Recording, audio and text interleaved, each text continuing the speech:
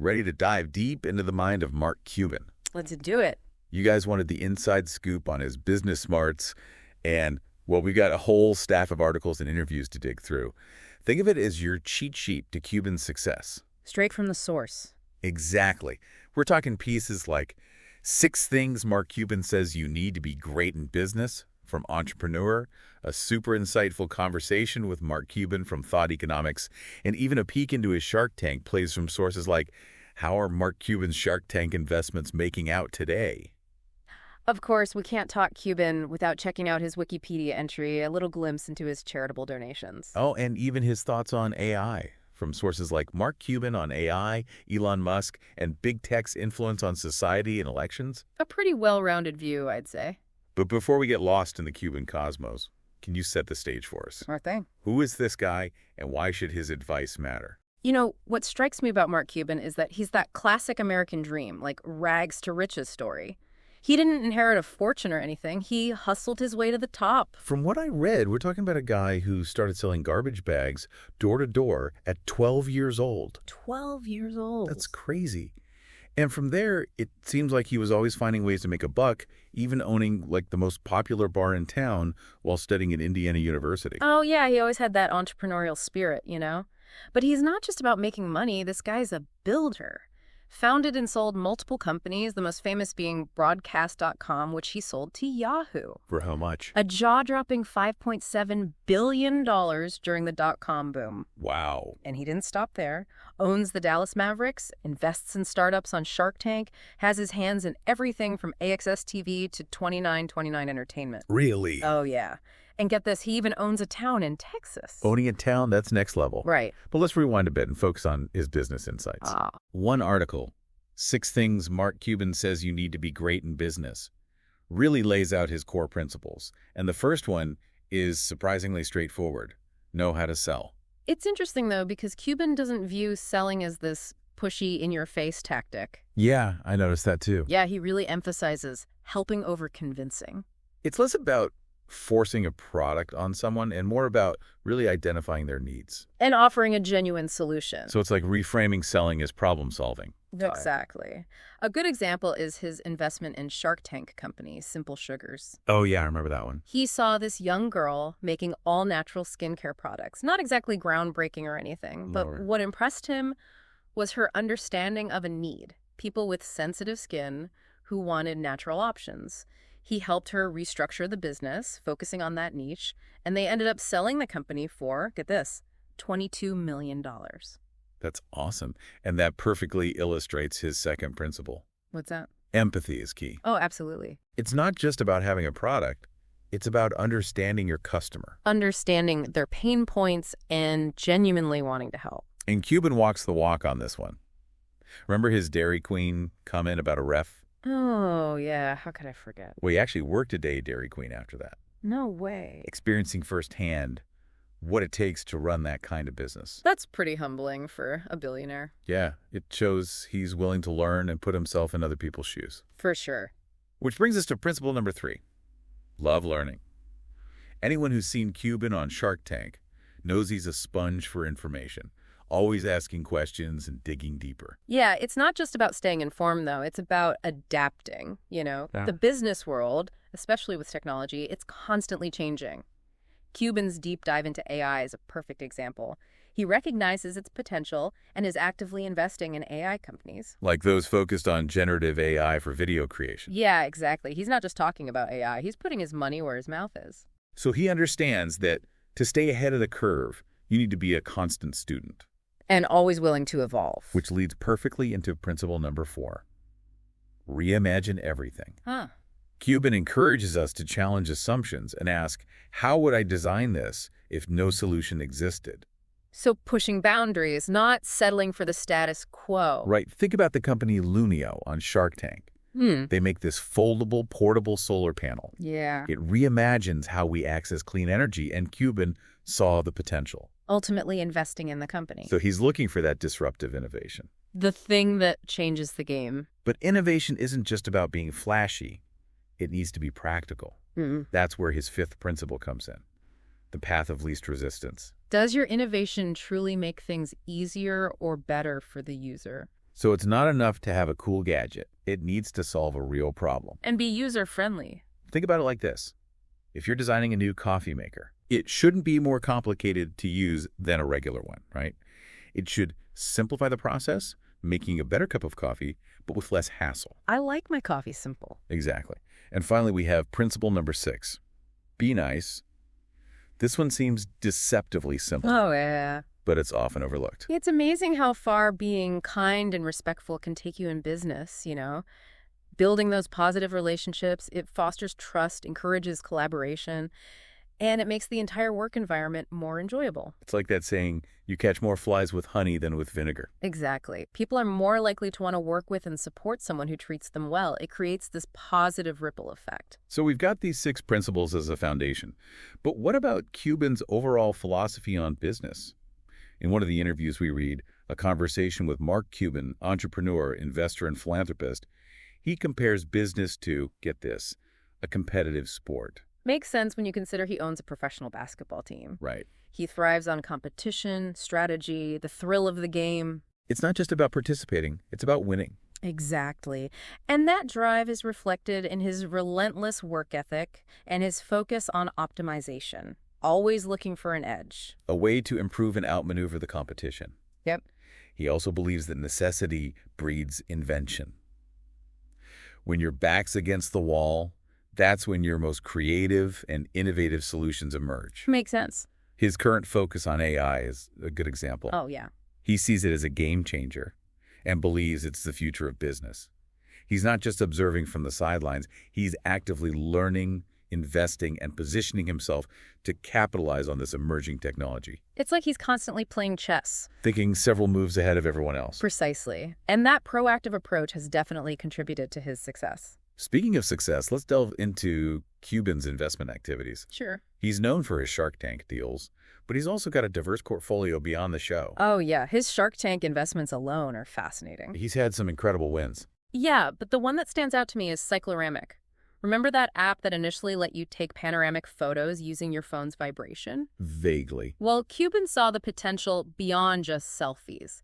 He helped them pivot to using the technology to photograph cars for online sales. Interesting. Which was a stroke of genius, by the way. They ended up selling the company for a whopping $22 million. That's a massive return on his initial $250,000 investment. It is. Clearly, he knows what he's doing. What's interesting is that his investment philosophy goes beyond just chasing profits. Yeah. He's drawn to businesses that solve problems and create value. Like his investment in Cost Plus Drug Company, for example. That's an interesting one. Tell me more about it. Well, it's a company aimed at disrupting the pharmaceutical industry by directly connecting with manufacturers and cutting out the middlemen. So ultimately, lowering drug prices for consumers. Yeah. So it's not just about the bottom line. It's about making a positive impact. Exactly. He's using his wealth and influence to address a real issue that affects millions of people. And let's not forget about his philanthropic activities. From what I've read in articles like Mark Cuban Charity Donations, 2024 exclusive list, he seems to prefer a more hands-on approach to giving. Oh, yeah. He's not a fan of traditional charity models where you write a check and hope for the best. He prefers to see the direct impact of his donations. Whether it's personally funding heart transplants, supporting healthcare workers during the pandemic, or helping families in need. Yeah, he's all about that. It's a more personal approach, which aligns with his overall personality. He's not just throwing money at problems, he's actively involved in finding solutions. That's what sets him apart. He's not just a successful businessman, he's someone who genuinely wants to make a difference. So far, we've covered a lot of ground. From Cuban's early hustling days to his billion-dollar businesses, his investment savvy, and even his philanthropic endeavors. But before we wrap up this part of our deep dive, Okay. I want to bring it back to our listener. What's that? What can someone who's not a billionaire entrepreneur take away from all this? That's a great question. I think what's so compelling about Cuban's story is that at its core, it's about principles that anyone can apply, you know? It's about hard work, continuous learning, a willingness to embrace risk. And a genuine desire to help others. So it's not just about becoming the next Mark Cuban. No. It's about taking these principles and applying them to your own life, whatever your goals may be. Exactly. It's about finding your own version of success, whatever that looks like for you. Well, we've certainly covered a lot in this first part of our deep dive into the world of Mark Cuban.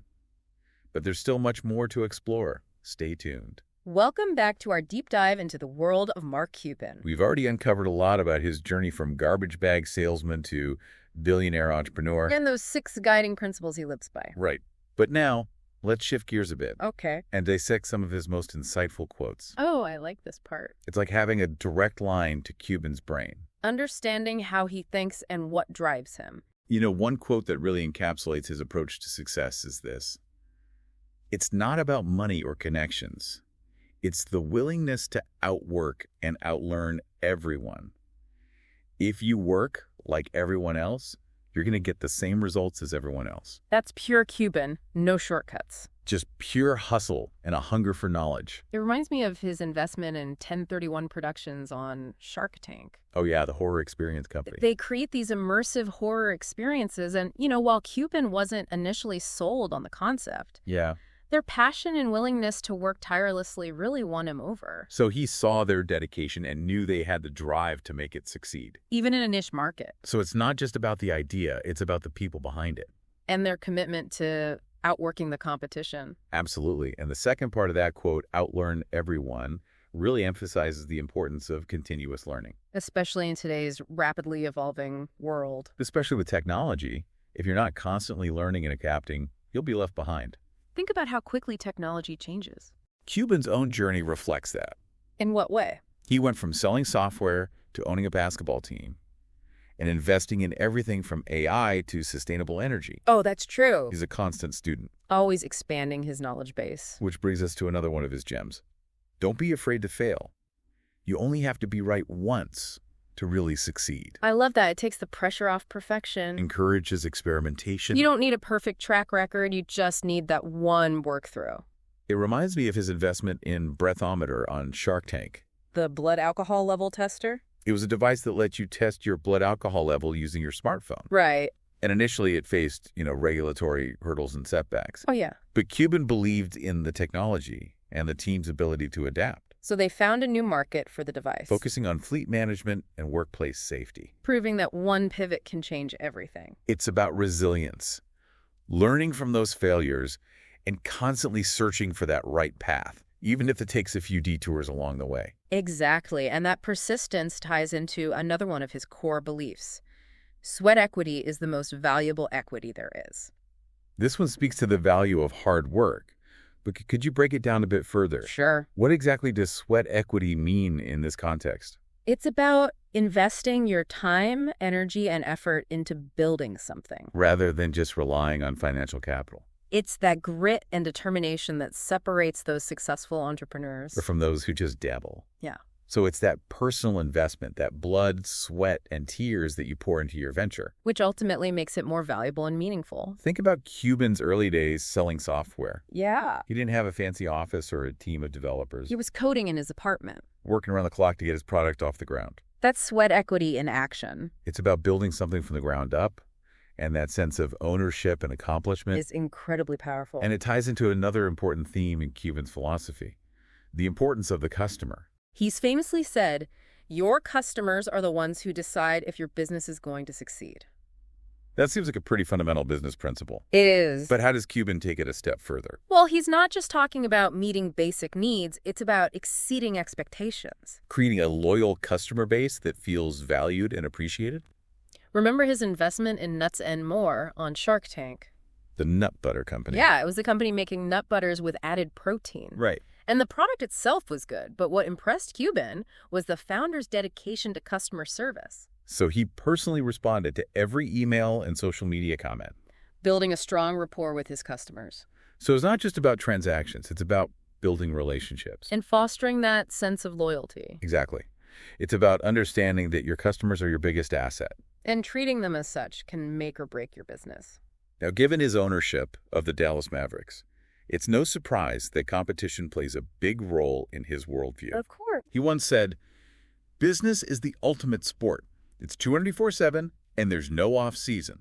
It's a constant game of strategy, adaptation. Outmaneuvering your opponents. Much like a basketball game with its constant back and forth. You need to be prepared to pivot, adjust your game plan, and react to the ever-changing dynamics of the market. A good example is how Cuban responded to the rise of streaming services. Oh, yeah. He saw the writing on the wall for traditional cable, And invested heavily in online platforms like Magnolia Pictures. recognizing that the future of entertainment was shifting online. So it's about anticipating those changes, staying ahead of the curve, and not being afraid to make bold moves. Precisely. And this brings us to another key Cubanism. Sales cure all. That sounds pretty straightforward, but what's the deeper meaning behind it? It's about recognizing that no matter how great your product or service is, you need to be able to sell it. Sales drive revenue, growth, and ultimately the success of your business. So it's not just about building a great product, it's about getting it into the hands of customers. Which requires strong sales and marketing skills. Think about his investment in Simple Sugars again. Oh, yeah. The product was good, but it was Cuban's guidance on sales and distribution that helped them scale the business and reach a wider audience. So sales are the lifeblood of any business. And mastering that art is crucial for success. Absolutely. And all of these principles, from hard work to customer focus to sales, are tied together by a common thread, an unwavering belief in hustle. Cuban famously said, it's not about the money, it's about the game. It suggests that the pursuit of success is as much about the journey as it is about the destination. It's about the passion, the drive, the challenge of building something from nothing. It's about that entrepreneurial spirit that fuels innovation and drives progress. And that's something that resonates far beyond the world of business. It's applicable to anyone with a dream, a goal, a desire to make a difference in the world. Whether you're an aspiring entrepreneur, a student, an artist, or anyone with a passion. Cuban's insights offer valuable lessons on how to achieve your goals. Overcome obstacles and ultimately win the game. Whatever that game may be. We've covered a lot of ground. Dissecting Cuban's core principles, exploring his investment philosophy. And even uncovering the hidden gems of wisdom in his most insightful quotes. But now it's time to take it one step further. Okay. How can we, the non-billionaire listeners, actually apply these principles in our own lives and careers? That's the million-dollar question. Welcome back to the Deep Dive. We've spent the last two parts exploring the world of Mark Cuban. From his journey as an entrepreneur to his core principles and those insightful quotes that offer a glimpse into how he thinks. We've covered a lot. But now it's time to bring it all home. How can we, the everyday listener, actually apply Cuban's wisdom to our own lives? That's the million-dollar question. We've heard about his billion-dollar deals, his Shark Tank investments, his Mavericks team, but how can someone who's not a seasoned entrepreneur or a basketball fanatic benefit from Cuban's insights? That's what's so great about Cuban's philosophy. It's surprisingly adaptable. It is. Whether you're running a startup, climbing that corporate ladder, or pursuing a creative passion, his principles can be applied across the board. Absolutely. So where do we begin? Well, let's start with something Cuban emphasizes constantly: selling. Right. He believes that everyone, regardless of their profession, needs to master this skill. And it's not about being pushy or manipulative. It's about effectively communicating the value of what you offer. He's even said that if he had to start over, he'd take a sales job just to hone those skills. Exactly. And remember, he defines selling as helping, not convincing. Right. It's about identifying needs and offering solutions. Think about it like this. Even if you're not in a traditional sales role, you're always selling something: your ideas, your skills, even just your perspective. So how can we get better at this helping kind of selling? It starts with being a good listener, really tuning into what people are saying, what their pain points are, and then thinking about how your skills, your knowledge, or even just your perspective can help them. It's about being a problem solver, not just a talker. It's about reframing how we view selling as a way to contribute value, rather than just pushing a product or an agenda. Exactly. And practice makes perfect. Don't be afraid to put yourself out there, pitch your ideas, volunteer for presentations. Just get comfortable articulating the value you bring to the table. Now, Cuban's also a huge advocate for continuous learning. In a world that's changing at warp speed, how can we stay ahead of the curve? Embrace that inner curiosity. Make learning a habit, whether it's reading books, listening to podcasts like this one, taking courses online, going to industry events, or even just having conversations with people outside your usual circle. So it's about being a sponge, constantly absorbing new information and expanding your knowledge base. Exactly. And don't limit yourself to just your specific field. Explore different industries, different perspectives, different cultures. You never know where that inspiration will strike. That's true. Cuban himself is a great example of this. He didn't stop at software. Right. He ventured into entertainment, sports, and now he's diving headfirst into AI. He's constantly evolving and adapting. Another key takeaway from Cuban's playbook is his emphasis on sweat equity. He's a firm believer in the power of hard work. Oh, yeah, he is. He famously said, "I always tell people, if you're prepared to work harder than anyone else, then you can do anything." Yeah. It's true. It's a reminder that success rarely comes easy. It requires dedication, persistence, and a willingness to just roll up your sleeves and put in the hours. But it's not just about mindlessly grinding away. Cuban also talks about the importance of working smart. That's true. It's about being efficient, prioritizing tasks, focusing your energy on the things that will actually move the needle. Think about it like this. You can spend hours crafting this beautiful presentation, but if it doesn't effectively communicate your message, if it doesn't resonate with your audience, all that effort is wasted. So it's about finding that sweet spot between working hard and working smart, making sure your efforts are actually aligned with your goals. Exactly. And don't be afraid to delegate tasks that can be done by others, freeing yourself up to focus on your strengths, the things that only you can do. Now, one of the things that makes Cuban so intriguing is his embrace of risk. He's often said, you only have to be right once, encouraging people to not be afraid of failure. He sees failure as a stepping stone, a learning opportunity, not an endpoint. And taking those calculated risks, it's crucial for growth in your career, in your life. But how do we distinguish between a calculated risk and just reckless gambling? It's about doing your due diligence, weighing those potential rewards against the potential downsides, having a plan in place to mitigate those risks. So it's about informed decision-making, not just blindly jumping into the unknown. Right. And even if things don't go as planned, don't be afraid to pivot, adjust your approach, learn from that experience. That's how you turn those setbacks into opportunities for growth. And finally, we can't forget Cuban's emphasis on customer focus. Of course not. In today's competitive landscape, how can we stand out and build those lasting relationships with our customers, whether we're selling products, services, or even just ideas? It goes beyond simply meeting expectations. It's about exceeding them, creating that memorable experience, showing your customers that you genuinely value their business and their feedback. He's even said, treat your customers like they own you because they do. It's about going the extra mile, anticipating their needs, constantly looking for ways to improve their experience. Think about those businesses you keep going back to, the ones that make you feel valued and appreciated. They've figured out the customer focus game. So it's about building relationships, fostering trust, and creating a loyal following that feels connected to your brand or your work. Exactly. In a nutshell, applying Cuban's wisdom boils down to honing your sales skills, being a lifelong learner, embracing hard work and calculated risks, and putting your customer first. It's a recipe for success that transcends any specific industry or profession. And remember, as Cuban himself would say, it's not about money, it's about the game.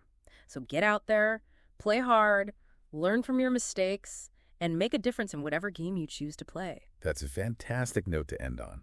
Thanks for joining us on this deep dive into the world of Mark Cuban. We hope you've gleaned some valuable insights that you can apply to your own journey, whether you're an aspiring entrepreneur, seasoned pro, or just someone looking to level up your game. It's been a pleasure exploring the mind of a true maverick, and we hope his story inspires you to chase your own dreams. With passion, purpose, and that relentless Cuban hustle. Until next time, keep diving deep.